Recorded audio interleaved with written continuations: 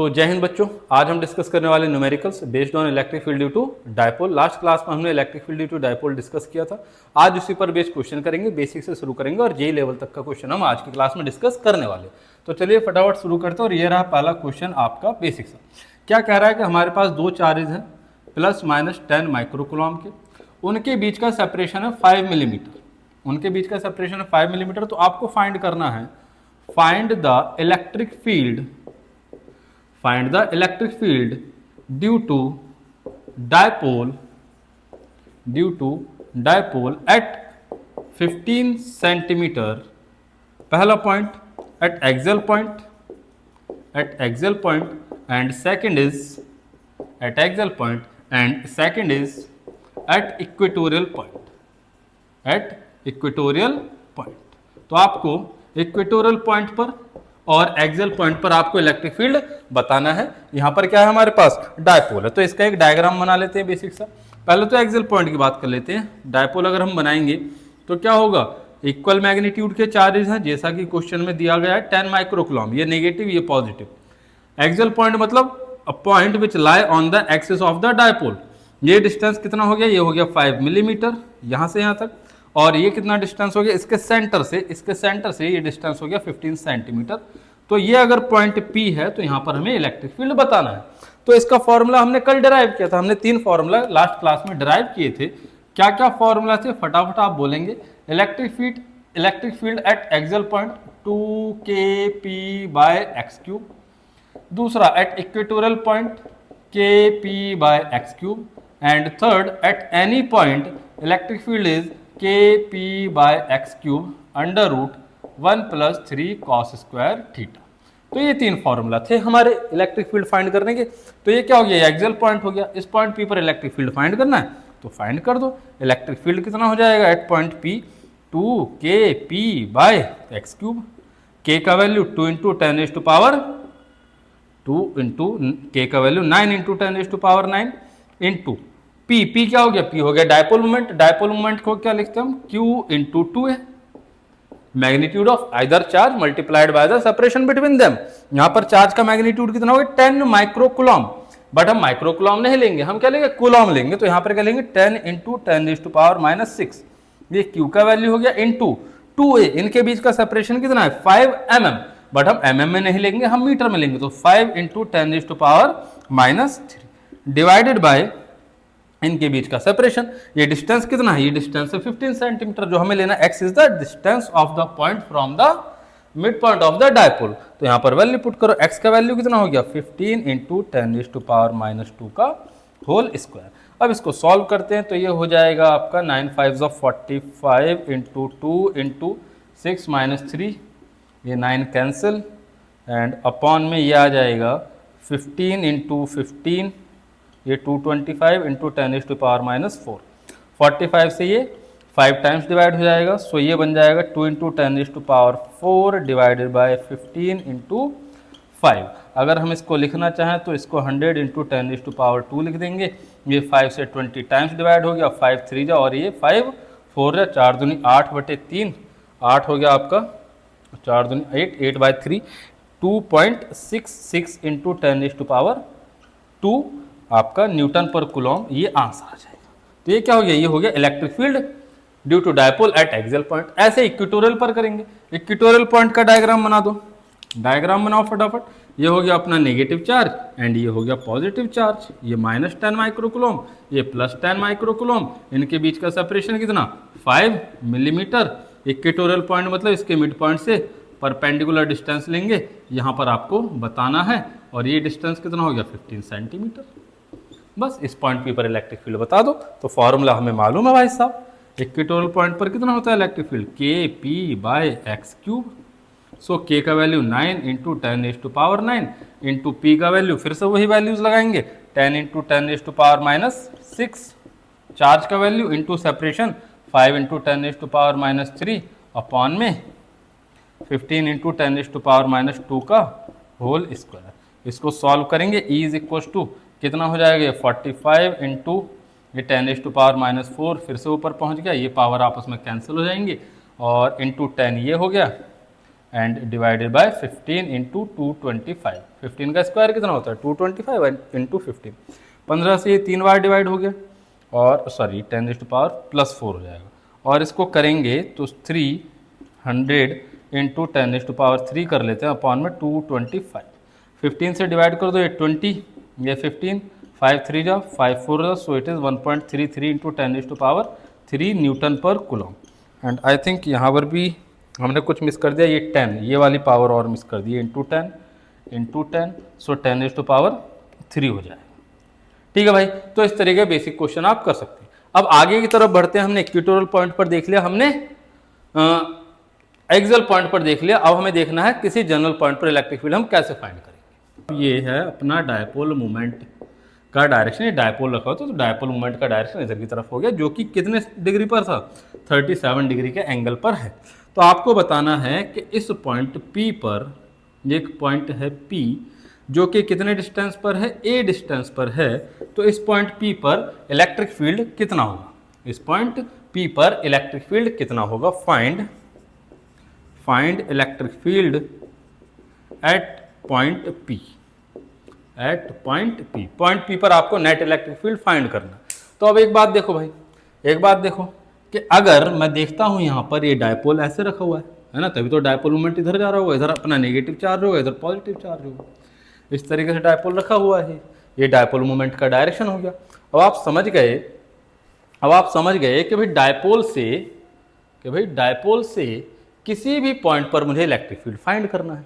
तो आप चाहे तो डायरेक्ट फॉर्मूला लगा सकते हो, अगर नहीं फॉर्मूला लगाना है, आपको करना है इसको सॉल्व, तो आप ऐसे भी कर सकते हैं जैसे हमने फॉर्मूला डिराइव किया था। कैसे करेंगे कि ये जो हमारा डायपोल मोमेंट है ये वेक्टर है, ये वेक्टर है तो इसके दो कंपोनेंट हो जाएंगे। एक कंपोनेंट आएगा इधर की तरफ, इस कंपोनेंट को हम क्या बोलेंगे, इसको बोल देंगे हम P cos 37। इस कंपोनेंट को कितना बोलेंगे P cos 37 डिग्री। cos 37 का वैल्यू कितना होता है, cos 37 होता है 4/5, तो ये वैल्यू कितना हो जाएगा, ये हो जाएगा 4p/5, P cos 37 और इसका वैल्यू कितना 4p/5। मतलब इस डायरेक्शन में कितना डायपोल मोमेंट आएगा 4p/5। सिमिलरली इसका परपेंडिकुलर कंपोनेंट आ जाएगा, इधर कंपोनेंट कितना होगा, तो इधर कंपोनेंट होगा इसका साइन, कितना लिखेंगे P sin 37, कितना लिखेंगे P sin 37, और sin 37 का वैल्यू कितना हो जाएगा, sin 37 का वैल्यू हो जाता है 3/5, तो ये वैल्यू बनेगा आपका 3p/5। तो 3p/5 डायपोल मोमेंट आपका किधर आ गया, वर्टिकल डायरेक्शन में। अब देखें, अब अगर मुझे इलेक्ट्रिक फील्ड बताना है पॉइंट P पर, अब बाकी सबको भूल जाओ, सिर्फ इसको देखो, ये डायपोल मोमेंट इस एक्सिस में है, आपको इलेक्ट्रिक फील्ड फाइंड करना है इस पॉइंट पर। तो इस डायपोल मोमेंट के रिस्पेक्ट में ये पॉइंट कहां पर आ रहा है, इसके एक्सिस पर आ रहा है, तो ये इसका एक्सियल पॉइंट हो गया। तो इस डायरेक्शन में डायपोल मोमेंट है, तो इसी डायरेक्शन में इसका इलेक्ट्रिक फील्ड भी हो जाएगा। अगर आप एक्सिस के अलोंग इलेक्ट्रिक फील्ड निकालते हैं डायपोल में, तो जो इलेक्ट्रिक फील्ड का डायरेक्शन होता है वो किधर की तरफ होता है, वो डायपोल मोमेंट के सेम डायरेक्शन में होता है।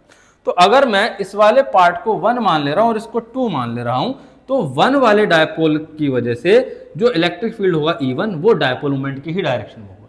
और होगा कितना, अगर मैं E1 लिख रहा हूं इसको, तो कितना लिखूंगा, ये हम जानते हैं अलोंग द एक्सिस होता है 2kp/x³।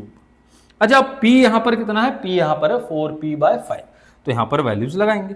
सो 2k/x की जगह हो गया a, so a³ into P की जगह आ गया 4p/5, सो E1 कितना हो गया, E1 इज 8kp/5x³। ठीक है, ये आ गया E1 का वैल्यू कितना, 8kp/5x³। ठीक है भाई साहब, सिंपल सी बात। दूसरा देखो, अब अगर मैं इस वाले के रिस्पेक्ट में बात करता हूं, ये इस डायपोल मोमेंट का ये कंपोनेंट हो गया वर्टिकल डायरेक्शन में, इसके रिस्पेक्ट में ये पॉइंट कैसा है, इसके परपेंडिकुलर लाइन पर लाई कर रहा है। ये परपेंडिकुलर लाइन पर लाई कर रहा है, तो फिर इसकी वजह से जो इलेक्ट्रिक फील्ड होगा वो कैसा होगा, वो इसके डायपोल मोमेंट के अपोजिट डायरेक्शन, मतलब वर्टिकली डाउनवर्ड हो जाएगा। डायपोल मोमेंट किधर जा रहा है 2 का, ऊपर की तरफ, इलेक्ट्रिक फील्ड किधर आएगा, नीचे की तरफ। तो अगर मैं E2 लिखूंगा electric field due to this second dipole, तो कितना हो जाएगा, जब मैं E2 लिख रहा हूंगा, सो E2 इज kp/x³। अब यहां पर P ना होकर कितना है 3p/5 है, तो वैल्यू लगा दो, कितना हो जाएगा, ये हो जाएगा k/a³ into 3p/5। So E2 is 3kp/5a³। यहाँ पर भी x³ नहीं a³ आएगा। ठीक है, बस अब जब आपको वैल्यूज पता चल गए, जब आपको वैल्यूज ये पता चल गए कि E2 कितना है, E2 है 3kp/5a³ और ये कितना है 8kp/5a³। तो बस आपको इन दोनों का रिजल्टेंट फाइंड करना है। दो वेक्टर जो कि एक दूसरे के परपेंडिकुलर हैं तो उनका रिजल्टेंट क्या होगा, इन दोनों का जो रिजल्टेंट होगा ई नेट, अगर मैं ई नेट लिखता हूं net electric field, it will be √E1² plus E2²। Values put करेंगे √8kp/5a³ का होल स्क्वायर प्लस 3kp/5a³ का होल स्क्वायर। इसको सॉल्व कर दो, kp 5a³ का होल स्क्वायर, ये कॉमन आ जाएगा, होल स्क्वायर का स्क्वायर रूट करोगे तो बाहर आ जाएगा। सो ये हो जाएगा kp/5a³ अंडर रूट 8 का स्क्वायर 64, 3 का square 9, so it will become 73। So E net will B √73 kp/5a³। ये आपका नेट इलेक्ट्रिक फील्ड आया इस पॉइंट P पर। आप इसको चाहे तो डायरेक्ट भी कर सकते थे, डायरेक्ट हम फॉर्मूला लगाकर भी फाइंड कर सकते थे कि E net will be equal to kp/x³ under root 1 + 3 cos² theta. आपको थीटा की जगह 37 पुट करना था, x की जगह a पुट करना है, सेम यही वैल्यू आ जाएगी, आप अपने आप सॉल्व कर सकते हैं। ठीक है जी, ये तो मैग्नीट्यूड हो गया, ये तो क्या हो गया भाई साहब, मैग्नीट्यूड। अब मैं आपसे डायरेक्शन भी पूछ लेता हूं, अब मैं आपसे डायरेक्शन भी जानना चाहता हूं कि डायरेक्शन किधर होगा इसका। तो डायरेक्शन मैंने लास्ट क्लास में भी बताया था कि डायरेक्शन क्या लिखेंगे, डायरेक्शन हम लिखते हैं tan α = 1/2 tan θ and this alpha is angle of the net electric field from the line from the point at which we have to find the net electric field. मतलब इस पॉइंट से पास होने वाली ये जो लाइन है, यहां से हम एंगल ये अल्फा लेते हैं, यहां से हम क्या लेते हैं, ये एंगल अल्फा लेते हैं, तो ये इसका नेट इलेक्ट्रिक फील्ड का डायरेक्शन आ रहा है। तो कितना होगा, ये हम लिखेंगे tan α = 1/2 tan θ। tan θ का वैल्यू आप लिख सकते हो कि भाई अगर आप यहां लिख रहे हो ये 3, ये 4, ये 5, ये θ, तो tan θ कितना हो गया 3/4। सो 1/2 × 3/4 कितना हो गया अल्फा, अल्फा इज tan 1 3/8। ये आपका नेट इलेक्ट्रिक फील्ड का डायरेक्शन हो जाएगा। आई होप आपको समझ में आया होगा। कहीं पर कोई डाउट हो तो आप कमेंट सेक्शन में लिखकर बता सकते हैं, कोई दिक्कत नहीं। चलिए आगे की तरफ बढ़ते हैं और क्वेश्चन करते हैं। क्वेश्चन नंबर 4 सुनेंगे, बड़े ध्यान से सुनना है, समझना है, फिर उसको सॉल्व करेंगे एक बार अपने आप। मैं क्या कह रहा हूं, हमारे पास दो डायपोल है, अभी तक हम एक ही डायपोल लेकर सॉल्व कर रहे थे, अब हमारे पास दो डायपोल हैं जिनके डायपोल मोमेंट आपको दिए गए हैं, दो डायपोल हैं जिनके आपको डायपोल मोमेंट दिए गए हैं। क्या क्या दिया गया है, एक का डायपोल मोमेंट P है और दूसरे का डायपोल मोमेंट 64P। और ये जो डायपोल मोमेंट हैं, ये जो डायपोल मोमेंट हैं दोनों डायपोल के, ये कैसे हैं, ये अपोजिट डायरेक्शन में। कैसी डायरेक्शन की, इनके जो डायरेक्शन है वो भी अपोजिट है। क्लियर है बात। इनके बीच का जो सेपरेशन है, इन दोनों डायपोल के बीच का जो सेपरेशन है, इनके मिड पॉइंट के बीच का जो सेपरेशन है विच इज 25 सेंटीमीटर। उनके बीच का सेपरेशन कितना है, 25 सेंटीमीटर है। ठीक है, तो आपको करना क्या है, तो आपको करना क्या है, आपको फाइंड करना है, फाइंड द पोजीशन, वो पोजीशन या फिर वो पॉइंट फाइंड करना है बिटवीन द डायपोल्स, इन दोनों डायपोल्स के बीच में, जहां पर net electric field 0, between the dipoles at which E net is equals to 0। जहां पर नेट इलेक्ट्रिक फील्ड 0 हो, ऐसा वो पॉइंट इन दोनों डायपोल के बीच में आपको बताना है। तो एक बार ट्राई करें, फिर मैं आपको ये एक्सप्लेन करता हूं। चलिए इधर देखिए, आई होप आप लोगों ने ट्राई करा होगा, नहीं हुआ है तो कोई बात नहीं है, हो गया है तो कमेंट बॉक्स में आप अपना आंसर शेयर कर सकते हैं। तो चलिए अब क्या कह रहा है, पहली बात दो डायपोल है, दूसरी चीज उनके जो डायपोल मोमेंट है वो अपोजिट डायरेक्शन में। ठीक है, चलिए डायग्राम बनाते हैं। अगर मैं दो डायपोल बना रहा हूँ, अगर मैं डायपोल बना रहा हूँ तो मान लो एक डायपोल ये हो गया, ठीक है, ये इसका डायपोल, इस डायपोल का डायपोल मोमेंट है P और ये इसका डायरेक्शन है टुवर्ड्स लेफ्ट। दूसरा डायपोल कुछ इस तरीके से बना लेते हैं, इसके अपोजिट डायरेक्शन में है, तो इसके अपोजिट डायरेक्शन में इधर हो गया, ये इसका डायपोल मोमेंट 64P, ठीक है, ये P direction towards left and 64P towards right, ठीक है जी।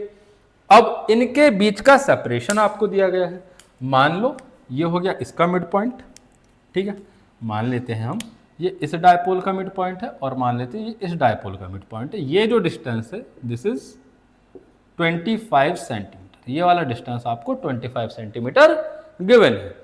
तो अब पूछ क्या रहा है, अब आपसे पूछ रहा है वो पॉइंट बताओ इन दोनों डायपोल के बीच में, यहां पर कहीं एक पॉइंट है, यहां पर कहीं एक पॉइंट है जहां पर नेट इलेक्ट्रिक फील्ड 0 होगा। यहां पर ये कोई पॉइंट है इन दोनों डायपोल के बीच में जहां पर नेट इलेक्ट्रिक फील्ड 0 होगा। आपको ये पोजीशन बताना है कि कहां पर ये 0 है। चलो मैं और स्पेसिफिक कर देता हूं, find the position between the dipoles at which electric field 0 from dipole of dipole moment P। उस डायपोल से बताओ जिसका डायपोल मोमेंट P है, उस डायपोल से बताओ इस पॉइंट का डिस्टेंस कितना है। क्लियर है बात?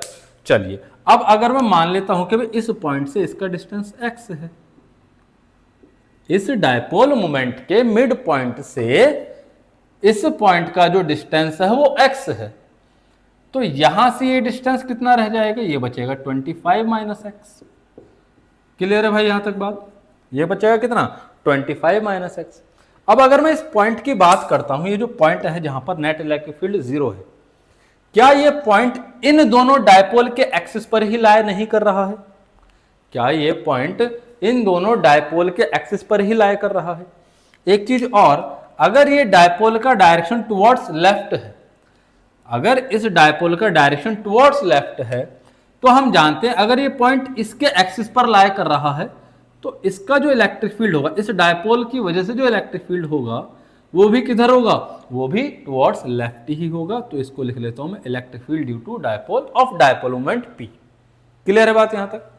हम जानते हैं अगर कोई पॉइंट डायपोल के एक्सिस के अलोंग लाई कर रहा है तो इलेक्ट्रिक फील्ड और डायपोल मोमेंट सेम डायरेक्शन में होते हैं। क्योंकि मैंने इसका डायपोल मोमेंट लेफ्ट लिया है तो इसकी वजह से इस पॉइंट पर जो इलेक्ट्रिक फील्ड होगा वो भी टुवर्ड्स लेफ्ट होगा। इस वाले डायपोल को अगर मैं देखता हूं, इस वाले को 64P वाले को, तो इसका डायपोल मोमेंट किधर है, टुवर्ड्स राइट। तो इसकी वजह से जो इलेक्ट्रिक फील्ड आएगा, इसकी वजह से जो इलेक्ट्रिक फील्ड आएगा वो भी किधर आएगा, वो भी टुवर्ड्स राइट आएगा, क्योंकि इलेक्ट्रिक फील्ड और डायपोल मोमेंट का डायरेक्शन सेम होता है। अब देखो इस पॉइंट पर दो इलेक्ट्रिक फील्ड, डायरेक्शन अपोजिट है, क्या नेट इलेक्ट्रिक फील्ड 0 हो सकता है? बिल्कुल हो सकता है, बस मैग्नीट्यूड इक्वल होने चाहिए। तो वही अब हमें करना है कि जो इलेक्ट्रिक फील्ड है due to dipole of dipole moment P is equal to the electric field due to the dipole of dipole moment P। अगर इन दोनों का इलेक्ट्रिक फील्ड आपस में इक्वल है तो ई नेट 0 हो ही जाएगा, क्योंकि डायरेक्शन अपोजिट है। बस इलेक्ट्रिक फील्ड लिख दो। अब क्या लिखेंगे, यहां पर लिखेंगे हम 2kp बाय डिस्टेंस कितना है ये x3। यहां पर कितना लिखेंगे, इसकी वजह से इलेक्ट्रिक फील्ड, तो ये हो जाएगा 2kp की जगह कितना हो जाएगा 64p अपॉन में डिस्टेंस देखो 25 माइनस एक्स का होल क्यूब। अब यहां पर 2kp कैंसिल हो गए, इसको क्रॉस मल्टीप्लाई करेंगे, 25 माइनस एक्स का whole cube equal to 64x cube, cube root निकाल देंगे तो 25 minus x equal to 8x, equal to 8x। इस x को इधर ले जाएंगे तो कितना हो, सॉरी 8x नहीं 4x, क्यूब रूट करेंगे 64 का तो 4, so 4x, इस x को इधर लेकर जाएंगे, so 5x equal to 25 and x will be 5 centimetre.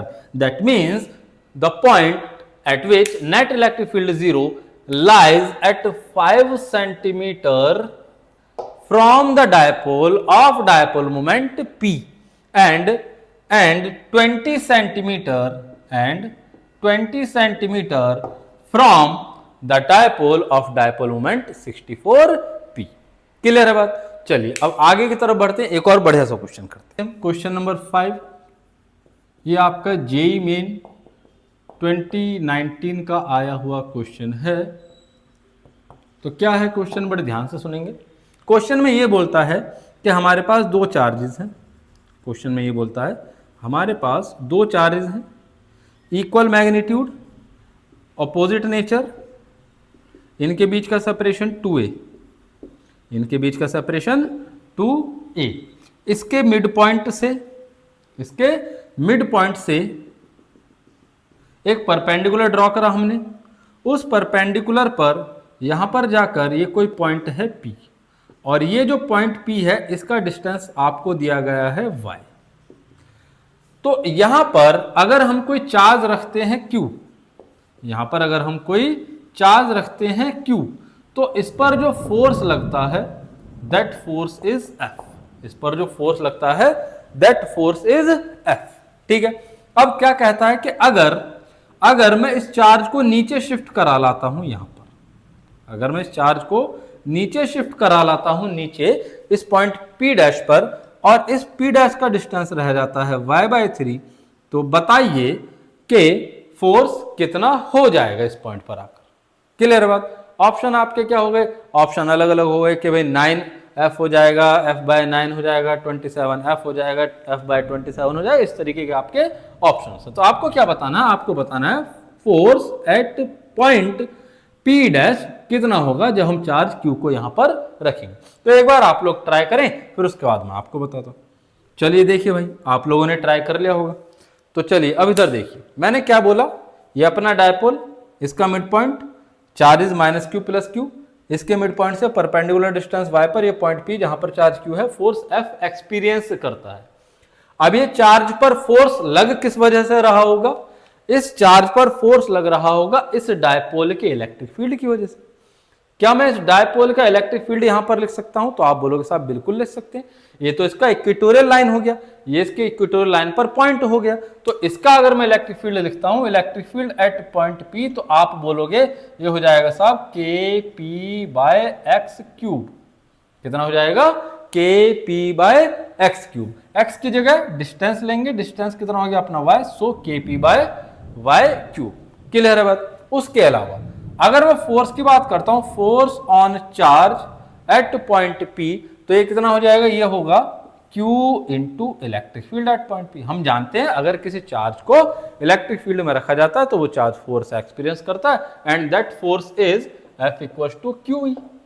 तो यहां पर हमें चार्ज का मैग्नीट्यूड Q गिवन है, इलेक्ट्रिक फील्ड हमने फाइंड कर लिया, तो फोर्स FP = कितना हो गया? Q into kp/y³। अब ये जो फोर्स है पॉइंट P पर, इसका वैल्यू कितना है? This is F। ये कितना है? F। तो ये पॉइंट P की बात होगी सारे। अब आ जाते हैं हम किस पर? अब आ जाते हैं हम पॉइंट P डैश पर। अब हम P डैश की बात कर रहे हैं। डिस्टेंस मालूम है, चार्जेस मालूम है, सेपरेशन मालूम है, तो इस पॉइंट P डैश का इलेक्ट्रिक फील्ड क्या आप लिख सकते हैं? आप बोलोगे बिल्कुल लिख सकते हैं। फिर से इक्वेटोरियल लाइन है, सो फिर से हम लिखेंगे kp/x³। But x is the distance of the point, so x is equal to what?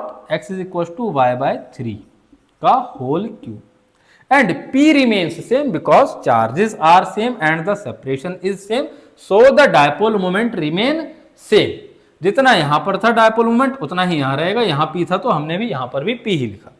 इसका क्यूब करेंगे, 3 का क्यूब होगा 27, कूद कर पहुंच जाएगा ऊपर, सो ये हो जाएगा 27 kp/y³।